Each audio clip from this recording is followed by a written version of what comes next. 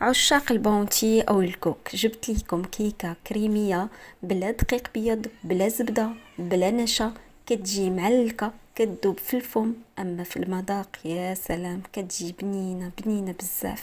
غناخد واحد لوبول غندير فيه كاس قل ربع ديال الحليب، 3 البيضات، نص كاس زيت، 2 العلب ديال الياغورت كريمي، كاس ديال سكر سنيده، 2 ساشي ديال فاني، ربعة ديال الكوك من نوعيه مزيانه، معلقه كبيره ونصف ديال السميده الرقيقه، وما نساوش قبيصه ديال الملح، ونخلطوا كلشي مزيان مزيان.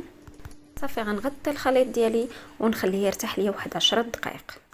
من بعد ما ارتاح ليا الخليط غنضيف فيه خماره ونحرك مزيان، وغندير الخليط ديالي في المول.